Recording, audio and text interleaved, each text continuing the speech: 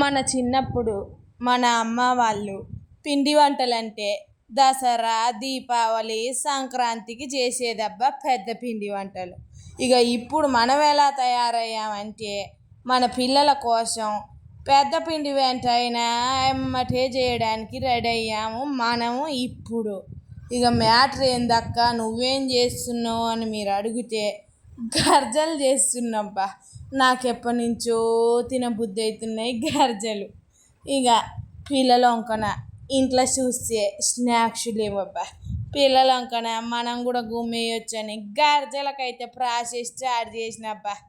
ఇక మరి ఇంట్లోనే ఎందుకు చేయొచ్చు అంటే ఒకటి చెప్పన, మనం ఇష్టమైన కూర వండిన రోజు పల్లె నిండా అన్నం పెట్టుకొని ఎట్లా తింటామో అట్లనే గర్జలు పిండి పెట్టి గర్జలు ఇంట్లో మంచిగా పూర్ణం ఎక్కువ పెట్టుకొని ఇష్టమైన కూరకి కూర ఎక్కువ వేసుకుంటాము పల్లె నిండా అట్లా పూర్ణం ఎక్కువ పెట్టి గర్జలు ఇంట్లో చేసుకుంటే బయట అసలు బానికి రావు. ప్రాసెస్ అయినాయి కదా తప్పదు టేస్టీగా తినాలంటే.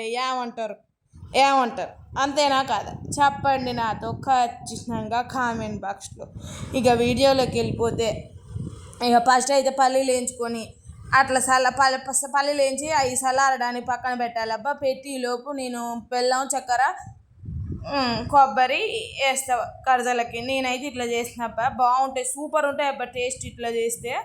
ఇక ఆ పల్లీలు ఈలోపు మనం బెల్లం, కొబ్బరి తురుక్కునే లోపల పల్లీల పొడి కూడా అయింది చూసిరు కదా. వాటిని కొంచెం పల్లీల పొడిని బరకగా మిక్సీ పెట్టి ఇక అవన్నీ కలిపినాక గిత్త చక్కెర వేసి అది కూడా కలిపి అవి పక్కన పెట్టి పిండి గోధుమ పిండి మనం చపాతీకి అట్ట కలుపుకుంటాం అట్ట కలుపుకోరప్ప.